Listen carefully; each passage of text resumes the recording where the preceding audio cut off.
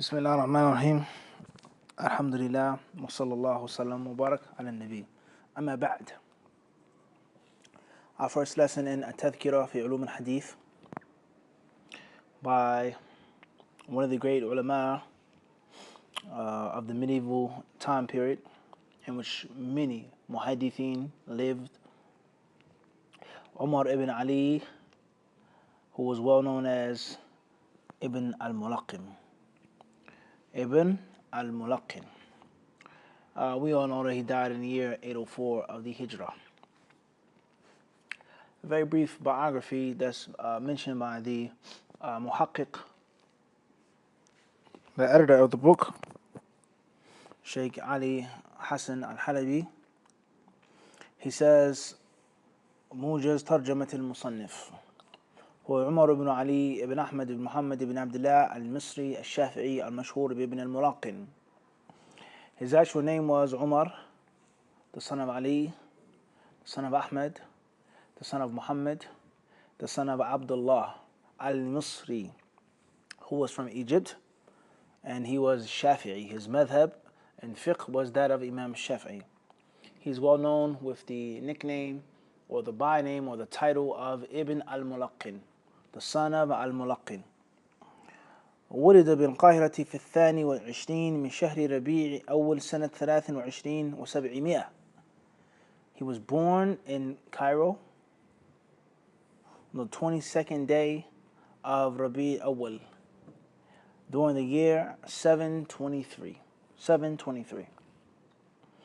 نشأ نشأة علمية فحفظ كتاب الله سبحانه بالإضافة إلى عدد من المتون الفقهية والحديثية المجموعة كعمدة الأحكام والمنهاج وغيرهما.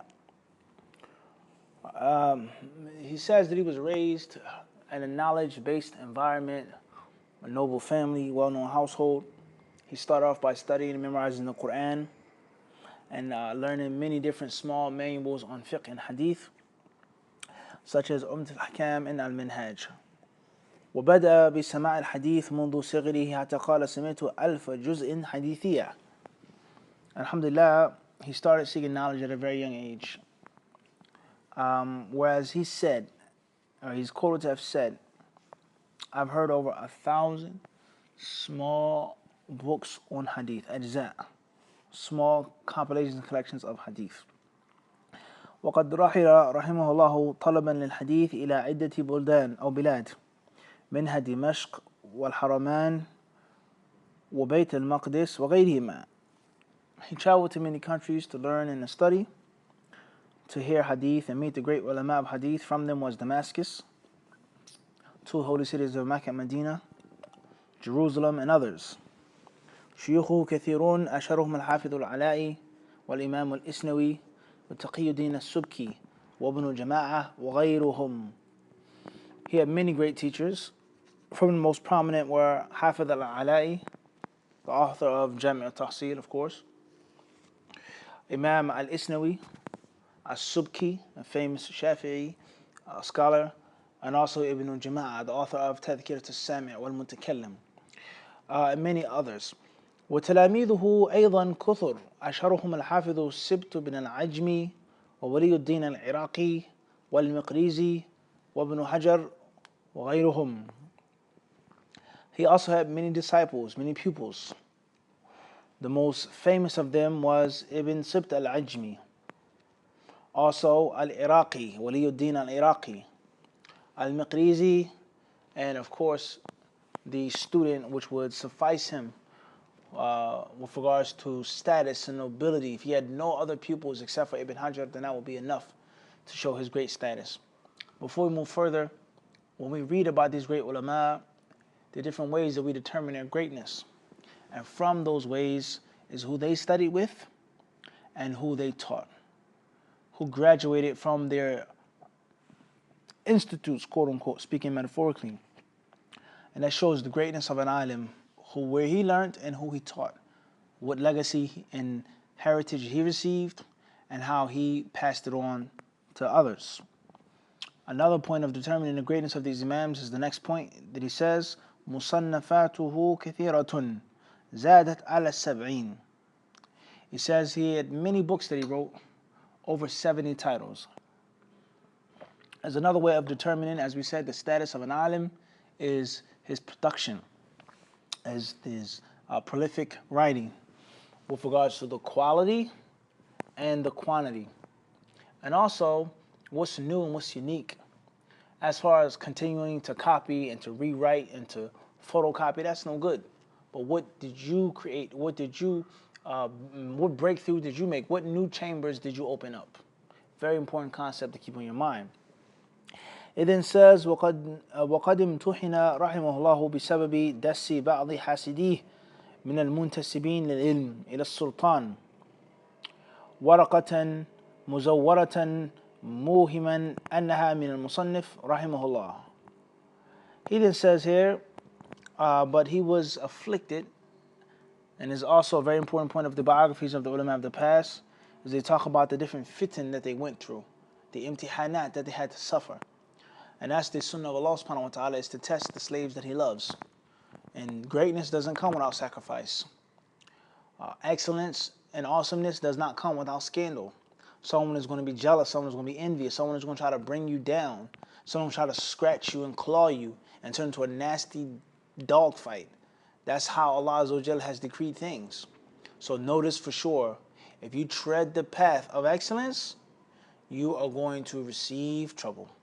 People are going to hate you, they're going to talk about you, they're going to lie against you, they're going to misconstrue your words. So he says that there was some people that were envious and jealous, people that were claiming and attaching themselves to ilm. They went to the sultan, the ruler, and they basically forged a letter in which they said that the author had wrote. What was that letter? What did it say? He doesn't mention that here. Perhaps it was something that angered the sultan, whether it was a personal attack on the sultan, whether it was an issue of aqidah or fiqh, a major fiqh rulings with regards to talaq, different things, how the ulama of the past were put through trials and tribulations. Okay? May Allah Azza wa Jalla have mercy upon him. It then says, توفي ليلة الجمعة 16 ربيع الأول سنة 84 رحمه الله تعالى. He died on the night of Jum'ah, the 16th day of Rabi' al-Awwal, during the year 804. May Allah Azza wa Jalla have mercy upon him. He concludes his biography by saying, ترجمه السخاوي في الضوء اللامع وطول في ترجمته. As-Sakhawi, one of the disciples of Hafiz bin Hajar, he said, or he gave a very lengthy biography of the author in his book Al-Daw al-Lami'.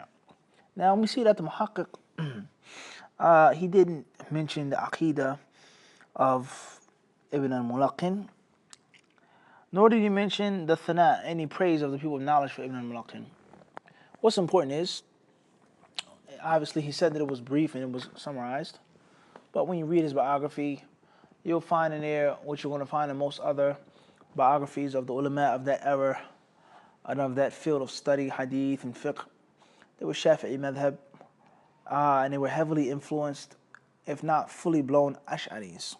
Or we can say, at least we know for sure, they were influenced, and there was much confusion with regards to the way of Ahlul Sunnah wal Jama'ah, with regards to creed, Iman, Qadar, the awliya, Anbiya, al-Masadr al-Talaqi, Naam, the concept of Aql and Naql, let alone Asma wa Sifat and Af'al. There was much confusion, and we know that during that time, that was considered to be like the standard textbook orthodox way. Shafi'i madhab and the Aqidah, which they considered and they called Ahlul Sunnah. And they looked at the Rafida and the Shia, or the Jahmiyyah, the Mu'tazila as Ahlul Bid'ah. But the Ash'ari way was considered to be balanced and in the middle. May Allah Azza wa Jalla have mercy upon him, Ibn Hajar and all those ulama that lived and died like that. Then we have on page 9 of the book, page 10 in the PDF, a few examples of the makhtuta, what we call al-Nuskhatul Makhtuta or al-Makhtut, which is basically the original manuscript. Okay. Some of these are in the author's handwriting himself. Now, it's very interesting to look at them and reflect on them, how they used to write and communicate and correspond with each other.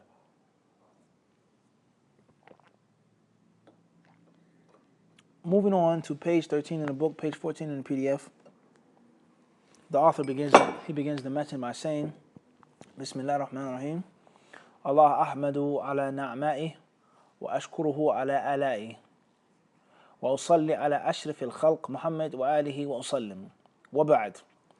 فهذه تذكرة في علوم الحديث يتنبه بها المبتدي ويتبصر بها المنتهي، اقتضبتها من المقنع تأليفي، وإلى الله أرغب في النفع بها إنه بيده والقادر عليه. أقسام الحديث ثلاثة: صحيح وحسن وضعيف. The author says, in the name of Allah ar-Rahman ar-Rahim, he praises Allah Azza wa Jal for his blessings and bounties, thanks him for his gifts, sends prayers and salutations upon the most noble of creation, Muhammad, and his family to proceed. He says this book here, this matan, this manual, is a tadhkiratun, is a memorandum or a manifesto. يتنبه بها المبتدي, is a book that will break in the newcomer. It's a book that is a means of, as a primer for the beginner, for the rookie, the greenhorn as we say. ويتبصر بها المنتهي, and it's a reminder and a refresher for the expert, the one who's been around the block, the one who's a veteran, the one who has learned and mastered this science and this skill. He says that this book of mine is coming from a larger book, a bigger book, which is called al-Muqni'. The book al-Muqni', walillahi alhamd, is well known. It's in print, it's in circulation. I purchased the book in Al-Madinah and personally benefited from it, writing some research papers in my first year of the master's program in the Islamic University of Medina College of Hadith. So we see that the author is very beneficial for us, is that he's benefiting from something that he previously benefited from. And this is a very important universal principle, is that when you put in hard work and you sacrifice and you suffer and you struggle hard and you make a breakthrough by Allah's permission, it just doesn't happen once. It doesn't just stop there, but it continues, and you continue to eat from it. You continue to benefit from it. You continue to going back to it over and over again. And it never ever gets old. It's like sterling silver. It just needs to be taken off the shelf and polished. It never gets old. It never gets played out. It remains a timeless classic. And you always can take from it and benefit from it. So this is an encouragement for us to learn, to study, and to write as well. And to benefit others and have things that we can go back to and people can go back to. Bidnillah subhanahu wa ta'ala. He says, I ask Allah Azza wa Jalla, and I hope that He would allow the people to take benefit from our book, because indeed it's something that He possesses, is in His hands, subhanahu wa ta'ala, and He is more than omnipotent, more than powerful, and fulfilling my wish.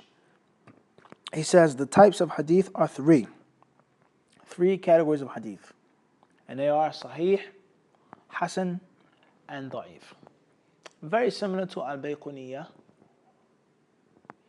Okay, starting off in discussing the types of hadith, and this is what we call انقسام الحديث بالنسبة إلى درجته. There's a categorization of hadith with regards to its level of authenticity. There are different ways of categorizing hadith. Who said the wording of the hadith? Is it a statement? Is it action? A tacit approval? Silent approval? Is it well known? Is it ahad? Is it mutawatir? So on and so forth. How does it reach us? بالنسبة إلى الوصول إلينا or بالنسبة للوصول إلينا. But he categorizes it by the authenticity. So the different ways of تقسيم الحديث. ينقسم الحديث بالنسبة لكذا. ينقسم الحديث بالنسبة لكذا. ينقسم الحديث بالنسبة لكذا. He categorizes it according to the authenticity. This is the author's view, as we also studied in the Bayquniyah. Sahih, Hasan, and Da'if. Among the early ulama, was there such thing as Sahih, Hasan, and Da'if? Or was it just Sahih and Da'if? In other words, Maqbool and Mardud. Even the concept of the hadith as Da'if, and the people acted upon it and benefited from it, etc. He says Sahih, Hasan, and Da'if. And we know in reality there's Sahih and Da'if. There's that which is accepted and that which isn't. And the different levels of Sahih, including Hasan, and the different levels of Da'if, including Mawdu', so on and so forth. Whereas that's another way of categorizing Hadith as well, is the different names and titles.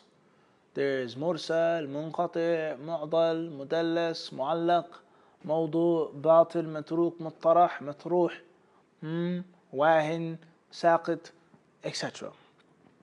Qawi, Jayyid, etc. So that's the author's categorization of Hadith. Sahih, Hasan and Da'if. As we said, this is his view and the view of many other ulama. But we said in the actual reality, there's only Sahih and Da'if, regardless of the different levels and ranks of Sahih and of Da'if. Khairan, inshallah. Let's move forward. The author then speaks about the Sahih one, obviously beginning with Sahih because it's the most important, and it is the most noble of the different types. He says, فَالصَّحِيهُ مَا سَلِمَ مِنَ الطَّعْنِ فِي إِسْنَادِهِ وَمَتْنِهِ ومنه المتفق عليه وهو ما أودعه الشيخان في صحيحيهما. باء والحسن ما كان إسناده دون الأول في الحفظ والإتقان ويعمه والذي قبله اسم الخبر القوي. جيم والضعيف ما ليس واحدا منهما. The author, he says that the first type is that which is called Sahih. Obviously the word Sahih is linguistically means ضد السقيم. It's opposite of sick and ill and weak. And the Sahih Hadith, he says, ما سلم من الطعن في إسناده ومتنه. It's the Hadith that is safe and free from any ta'an, any disparaging remarks, critical remarks regarding its chain and its matan. We can see here clearly, reading this briefly, how this book affected Hafiz ibn Hajar. Of course, this is his teacher. And Ibn Hajar learned from him and also borrowed from him. He created his own style and his own technique, but you can clearly see the parts of resemblance. So therefore, he says, the Sahih Hadith is the Hadith that has no ta'an, no valid attack, damaging attack on either of its two components, the sanad and or the matan. Now the thing that we can really benefit from here is that the scholars of hadith, obviously according to the author, they criticized the matan, and it wasn't just the isnad, as the ignorant Orientalists try to claim, and as the intellectually poor Muslims who came behind them and blindly followed them and respected their critical quote-unquote academia more than that of the hundreds of years of the Muslims. They considered it to be greater than that of the ulama of hadith. They say that the ulama of hadith were just zawamin al-asfar, humal, they were humal akhbar, zawamin al-asfar, etc. They were just donkeys, just jackasses that carried heavy books, and they didn't really understand what they were saying and narrating, and they were just a bunch of foolish and gullible people that only looked at the chain. Even if hadith was totally bogus, made no sense, went against historical facts, went against clearly contradicting the Quran, etc. That's not true at all. He says, and from the Sahih, and this when you say وَمِنْهُ, it proves that the Sahih is أقسام وأبعاد وَدَرَجَات, it's maratib, it's levels, as we said. From it is that which is called al-muttafaq alayh. And al-muttafaq alayh is a terminology. It's a terminology, it's a lingo that means here, obviously, what's collected in Bukhari and Muslim. I will explain exactly what that means in a second, inshallah. But it's a lingo, it's a term that is oftentimes misunderstood. Somebody may take the statement muttafaqun alayh and think that all of the ulama of hadith agree on, or all of the ulama of Islam agree on the authenticity of this hadith. Or they say if it's muttafaq alayh, then it's some may say this that which is agreed upon by Bukhari, Muslim, and Ahmed, or Bukhari, Muslim, Ahmed, and the rest of the Ashab al-Sunan, مثلا, for example. Okay. Also, we have muttafaqun ala wad'i. It can be agreed upon that it's fabricated and bogus, spurious. Muttafaqun ala sihatihi. That's a different story. He then says, ma awda'ahu shaykhan. Is that which is placed in the two books of the two sheikhs, Bukhari and Muslim. And what's meant by ma awda'ahu is يعني ما رواياه مسندا محتجين به في الأصول لا في الشواهد والمتابعات والمعلقات. Is that which they collect with the full isnad and they're using it as a proof and an evidence in the usul, not in the shawahid, the supporting evidences, not in the mutaba'at, the following up, and not in the mu'allaq. So an example is Bukhari rahimahullah, he mentions hadiths in the chapter headings without an isnad. You can't say akhrajahu al-Bukhari, that's collected by Bukhari. No. You say ذكره البخاري معلقا أو تعليقا. Bukhari mentioned it in ta'liq version, whether it's missing the first part of the isnad or the entire isnad or two narratives from the isnad. And hadith which is mu'allaq is of different types. There's ما أورده بصيغة الجزم بصيغة التمريض. That's going to come later on further field of study. What's important is that the ta'liq of Bukhari is not akhrajahu al-Bukhari. Every hadith that's inside Bukhari, just mentioned in his book, does not mean that it's sahih. Not to Bukhari, nor to the rest of the ulama. Imam al-Bukhari didn't necessarily intend that, nor is that which the ulama understand. That anything that's in the book, no. Some people say every hadith inside Bukhari is authentic. That's not true. Because there are hadiths inside Bukhari that Imam Bukhari mentions in ta'liq version, whether they are authentic or not, whether they're in other places with full isnads or not. What's important is there are some hadiths that he mentions in ta'liq version to prove that they're weak. If you read in Kitab al-Siyam, he talks about the issue of not, la taqulu, don't say Ramadan, but say Shahr Ramadan, for example, مثلا. And there are other examples as well.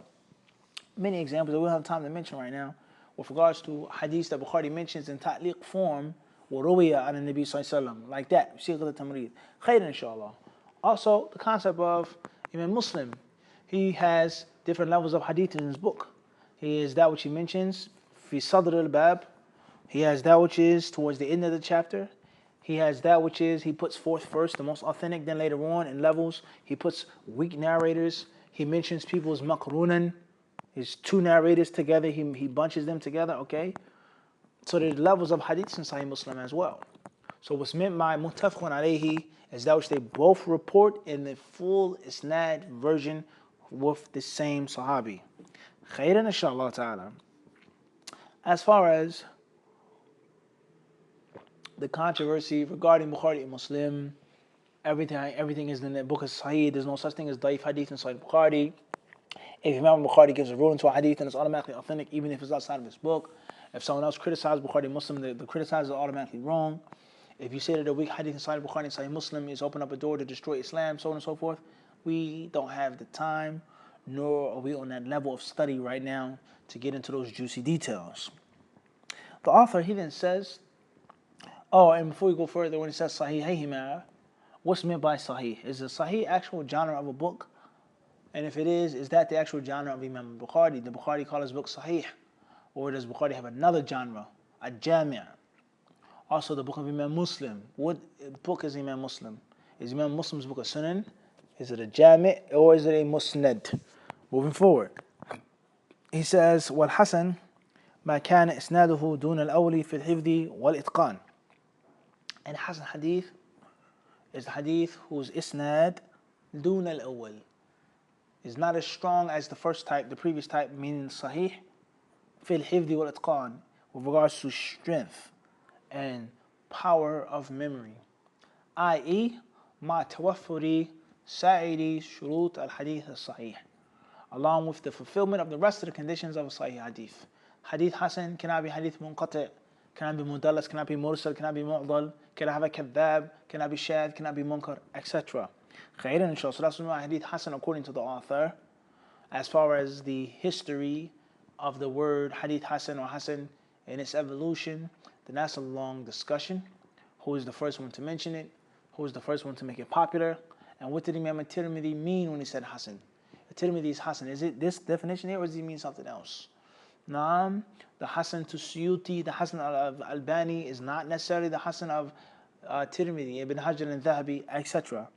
And that is why Dhahabi, rahimahullah ta'ala, will say, or he said in his book Al-Munqidha, he says, don't think that you're going to find a comprehensive definition for Hasan. He said, فَأَنَا عَلَى إِيَاسٍ مِنْ ذَلِكَ. He says, I've given up, I've despaired, I've lost hope trying to find 101% safe and sound, comprehensive, jami' mani definition in line of what is and what isn't Hasan. In other words, the Dhahabi is saying that a lot of it is ijtihad. Khairan, inshallah. So the Hadith Hasan, according to this book, and according to al-Bayquniyya as well, and other elementary fundamental manuals that were written in this style of Uloomil-Hadith, mention and tell us that Hadith Hasan is a hadith that has a continuous chain with trustworthy narrators.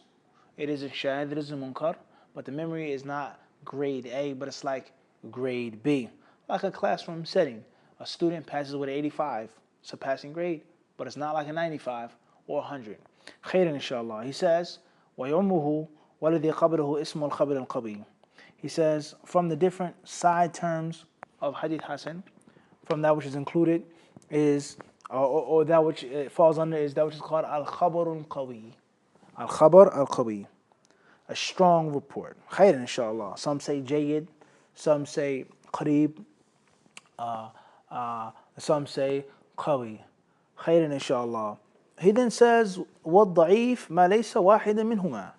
He says, in hadith da'if is that which doesn't include or is not included in hadith sahih, or isn't included in hadith hasan. It has failed to reach the mark of hasan and sahih. And many of the later ulama, they say, مَا لَمْ يَبْلُغْ دَرَجَةَ الْحَسَنِ بِفَقْدِ شَرْطٍ مِنْ شُرُطِهِ. That which doesn't reach the level of hasan with or missing any of its conditions in the isnad or in the matan, whatever the case may be. In other words, hadith da'if, as the author mentioned, is ما لم يسلم من الطعن في إسناده ومتنه. ما لم يسلم الحديث الذي لم يسلم من الطعن في إسناده ومتنه is the hadith that is not free from damaging remarks, disparaging points against or in its isnad and or its matan. That is da'if. And obviously, as we study in al-Bayquniyya, وَهُوَ أَقْسَامًا كَثُرٍ, that the hadith da'if is of many types, many levels. Many different stations. There's severe levels of weakness, light levels of weakness, intermediate levels of weakness, etc. And there are different reasons behind weakness. In the isnad alone, in the matan alone.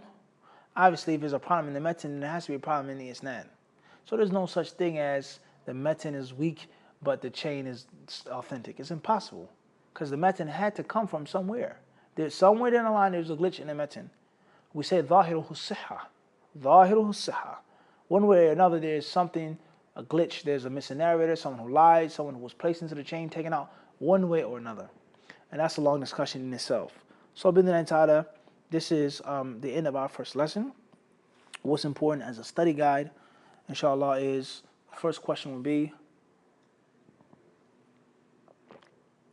to describe the author from your memory, and then also speak about the author, his name, his lineage, where he was born, when he died, who studied with him, who he, etc., from your notes. Also, is what is the reason, or what is the history of this book? What's the isnad, what's the lineage of this book?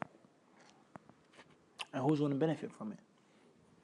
How many types of hadith are there? What are their names? What are their definitions? And what are the different levels of authentic, or what is from the aqsam of sahih? Another very important point to help you study would be what is different and what is unique between this book and that of al-Bayquniyya. Are there any differences so far? Or is it pretty much the same? And if it is the same, why are we going to study this book again? These are all very important points to help you with regards to the review and the bolstering of the fawaid of the first lesson. Allah surely knows best.